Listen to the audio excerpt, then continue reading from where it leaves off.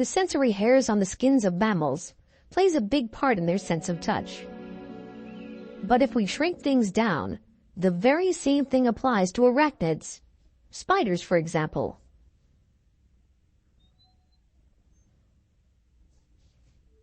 This small but serious-looking customer is a trapdoor spider. It's able to detect vibrations and movement through the tiny sensory hairs on its body.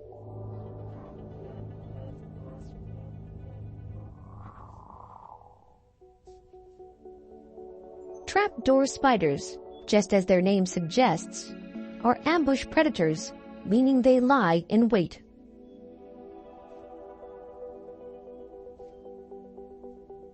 Just biding their time until their spidey sense feels a vibration, and then they pounce. And then it is all over.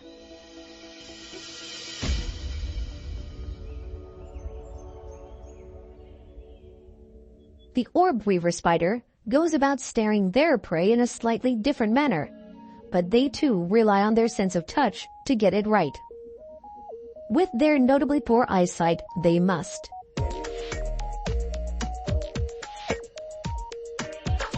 The webs they so cleverly weave are not there only to ensnare their prey, although they do that very effectively too.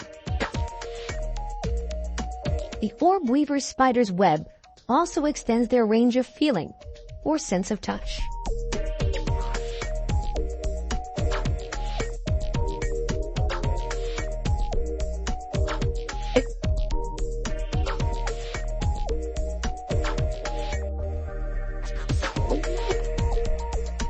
But perhaps the strangest application of the super spidey sense of touch, how could we resist, isn't about luring and trapping prey so much as about practicing safe sex.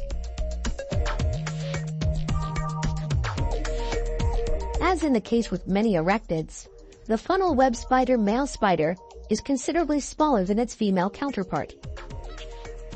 When the male wants to mate with the female, he encounters a minefield of potentially hazardous obstacles to success. For one thing, the female, if caught by surprise, will often simply eat her hapless suitor. And so much for romance.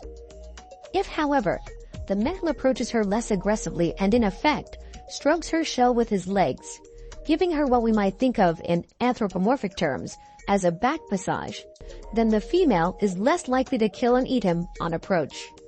And in fact, the male may be lucky and survive several bouts of spider intercourse before she finally decides not only is she through with him, but she's hungry.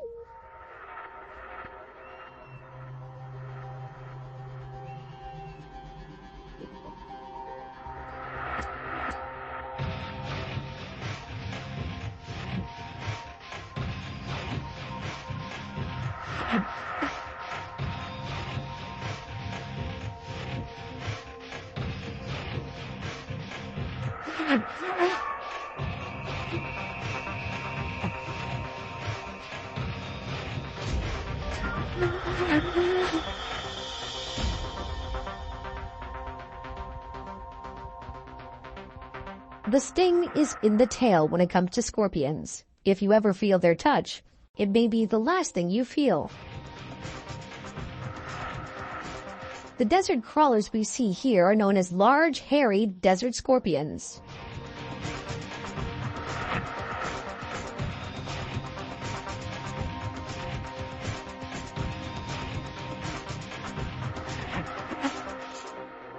These scorpions still come with the same elongated body, the same segmented tail, and yes, the same venomous stinger at the end of that tail. They have, count 'em, 4 pairs of legs and a pair of appendages called pedipalps, which look a lot like claws. These work like pincers, excellent for grasping hold of prey and for defense. Not only are they standard equipment for insect aliens in every science fiction movie you've ever seen, they're also highly intricate pieces of equipment. Fine sensory hairs pick up on wind-borne vibrations. Tiny organs on the tips of their legs can detect vibrations in the ground.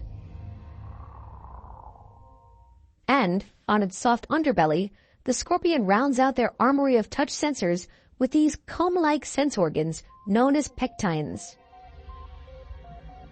The teeth of this comb detect and evaluate the texture and vibrations of different surfaces. Hair sensors come in all sizes, from the microscopic to the outsized.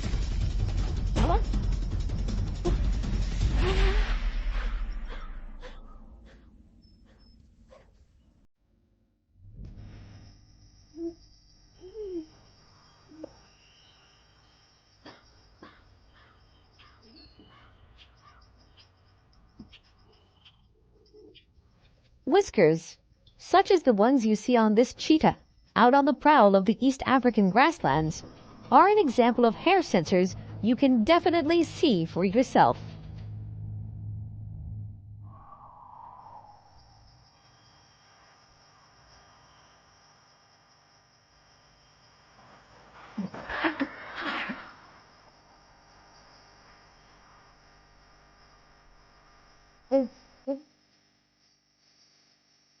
Whiskers, more correctly known as vibrissa, supply their owners with vital sensory information about their environment.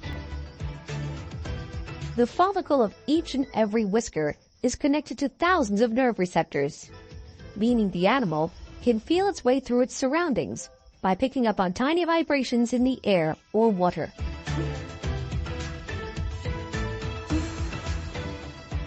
No doubt this comes in handy for the cheetah, but this cat does its hunting during the day.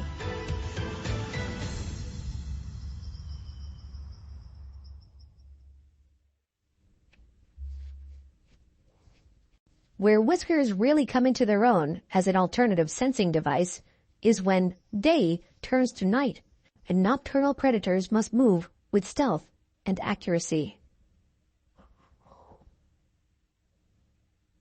There's no better example of a feline with wicked whiskers than the leopard, perhaps the most elegant night prowler of them all.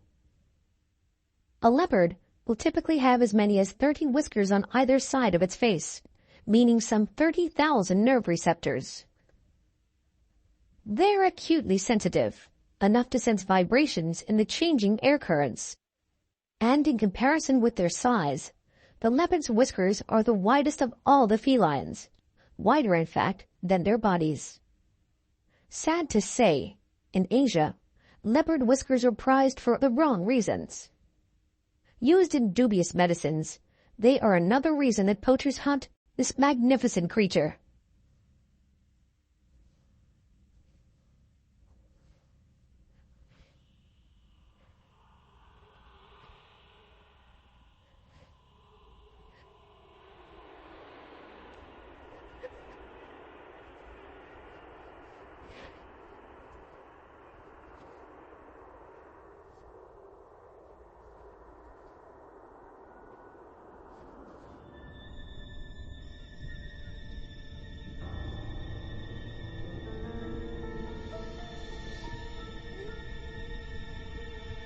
Half a world and oceans away from such trouble, the Australian sea lion is renowned for its whiskery good looks. In fact, there's even a university-sponsored website dedicated to studying the habits of Western Australian sea lions, called Whisker Patrol.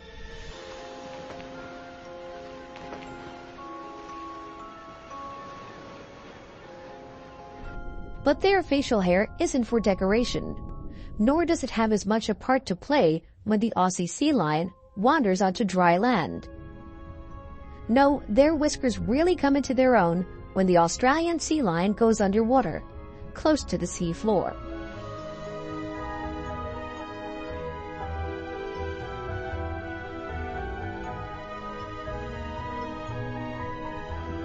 To hunt for squid, fish, octopus, rock lobsters, and even small sharks, the Aussie sea lion will typically seek out this kind of prey by closing their eyes and feeling around using their whiskers. The sea lion's whiskers are in fact a highly sensitive hydrodynamic receptor system.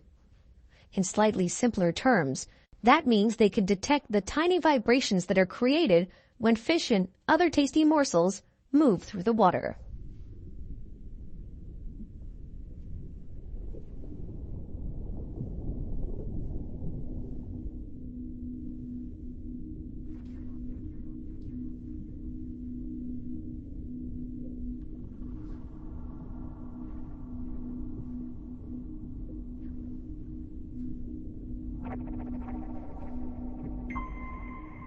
One of the creatures the sea lion hunts for is, as mentioned, the octopus. But octopi are outfitted with their own super sense of touch, helping them to elude capture and to track down prey of their own. As it has been captured in popular imagination over the past few years, the octopus is a highly intelligent animal. It is the only invertebrate that is thought to use tools. For example, gathering shells and using them as body armor.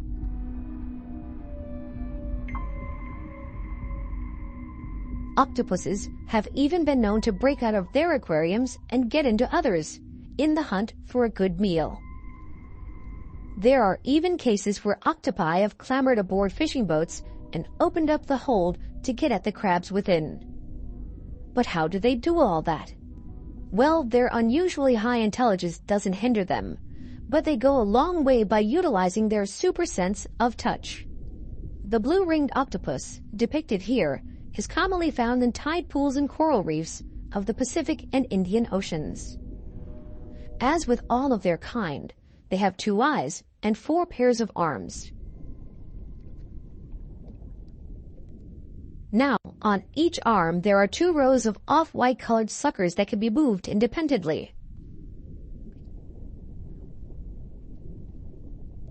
There are thousands of these little suckers on an octopus's body, and every one of those suckers may contain up to 10,000 neurons that detect the slightest touch, as well as taste. What you most certainly don't want to do is to come into close contact with a blue-ringed octopus. The venom it unleashes when it seizes its prey is said to be over 1,000 times more lethal than cyanide.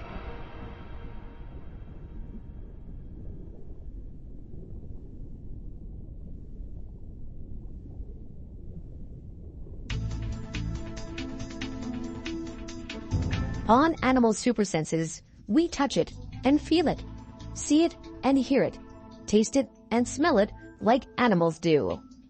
The senses are the star on this show, and this episode has been no exception.